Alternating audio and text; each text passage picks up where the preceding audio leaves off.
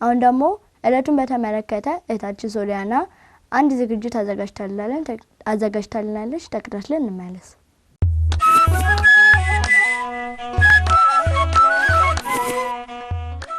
ሰላም ልጆች እንደምን ቆያችሁ? በድጋሚ እንኳን አደረሳችሁ።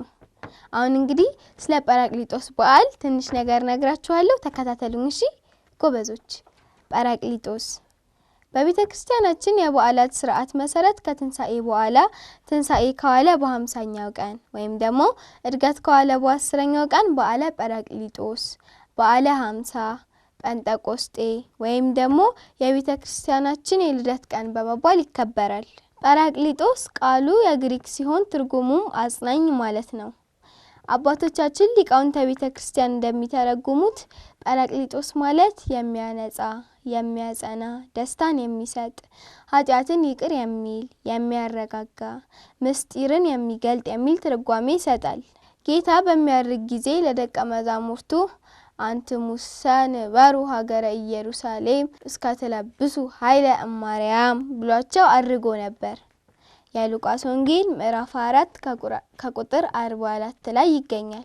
ይህም ማለት በአማርኛ እኔ እልክላችኋለሁ እናንተ ግን ከላይ ኃይል እስክትለብሱ ድረስ በኢየሩሳሌም ከተማ ቆዩ ማለት ነው።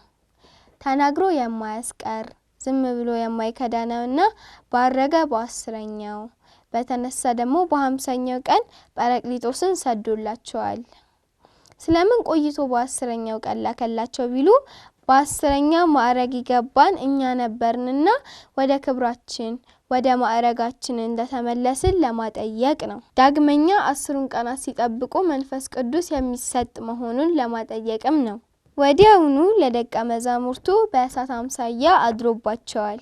የሚያውቁት ጸንቶላቸው የማያውቁት ደግሞ ተገልጦላቸው ቀድሞ ከሚነገሩት የዕብራይስጥ ቋንቋ ሌላ 71 ቋንቋዎች ተገልጦላቸው ምስጢር የሚተረጉሙ ሆነዋል። ከአይሁድ ወገን እኩሌቶቹ ይህ ነገር ምን ይሆን አሉ። እኩሌቶቹ ደግሞ ቡሽ ጠጅ ጠጥተው ሳክረው የሆነ ያልሆነውን ትቀባጥራላችሁ አይደል? ጊዜው ማለዳ ሰዓቱ 3 ሰዓት ነውና እናንተ ጠልታችሁ ተመቅኝታችሁ የሰቀላችሁት ክርስቶስ ኢየሱስ ነው።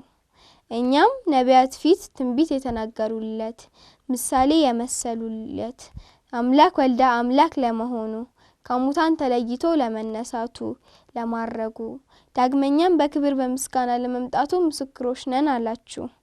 ከዚህም በኋላ አይሁዶች አሁን ምን እናድርግ አሉ። ቅዱስ ጴጥሮስም ከክፋታችሁ ተመልሳችሁ በስሙ ተጠመቁ አላቸው። ከዚህ በኋላ 3000 ሕዝብ አምነው ተጠምቀዋል። ይህም የሐዋርያት ሥራ ምዕራፍ 2 ከቁጥር 1 እስከ 41 ላይ ይገኛል። ይህም የተፈጸመው በ33 ዓመተ ምህረት በዚህ ዕለት በዕለተ ሰንበት ነው። ዕለቱን ሊቃውንት ሀብተ መንፈስ ቅዱስ የተሰጠበት ወደ የሀገራቸው የተመለሱበት ጊዜ በአህዛብ መካከል የሚያስተዋውቋትን እና የሚመሰክሩለትን 3000 ምእመናን ያገኙበት ዕለት ስለሆነ የቤተ ክርስቲያን የልደት ቀን ሲሉ ጠርተውታል። በዚህ ዕለት የሚሰበከው ምስባክም ሆነ ቅዳሴ ወንጌሉ ልክ እንደ ትንሳኤ መዝሙር 117 ከቁጥር 24 ላይ ያለው ነው። ዛቲ ዕለት እንተ ገብረ እግዚአብሔር ንትፈሳህ ወንትሐሰይ ባቲ ኦ እግዚኦ አድህን ሶ የሚለው ሲሆን ትርጉሙም እግዚአብሔር የሰራት ቀን ይህች ናት፣ ሐሴትን እናድርግ፣ በሷም ደስ ይበለን፣ አቤቱ እባክህ አሁን አድን ማለት ነው። የቅዳሴ ወንጌል ደግሞ የዮሐንስ ወንጌል ምዕራፍ 20 ከቁጥር 1 እስከ 19 ድረስ የሚገኘው ይሆናል። ልጆች እንግዲህ ከዚህ ታሪክ ስለ ጰራቅሊጦስ ምንነት ጌታችን አምላካችን መድኃኒታችን ኢየሱስ ክርስቶስ በጰራቅሊጦስ ለሐዋርያት መንፈስ ቅዱስን እንደላከላቸው እናም ደግሞ አይሁዶች ተመቅኝተው እንደነበር ወደ እግዚአብሔርም ተመልሰው እንደተጠመቁ ስንት ሕዝብ 3000 ሕዝብ አምነው እንደተጠመቁ ያወቅንበት እና ሌሎችንም የተረዳንበት ታሪክ ነው አይደለ? ጎበዞች ይሄን ታሪክ እንግዲህ በመጽሐፍ ቅዱስ ላይ ባልኳችሁ ምዕራፍ ፈልጋችሁ ሙሉ ማንበብ ትችላላችሁ።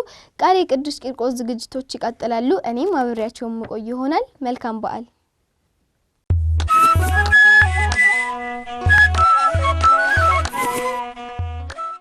ተመልካቾቻችን እንግዲህ ከዝግጅታችን ተመልሰናል። እህታችን ሶሊያና የዕለቱን ምስባክና ወንጌል ነግራናለች። እንግዲህ ጧት ቤተክርስቲያን ሄዳችሁ ያስቀደሳችሁ እንዳስተውሳችሁ ተስፋ እናደርጋለን። እህታችን ሶሊያና እግዚአብሔር አምላካችን ቃሉን ያሰማልን። አሜን።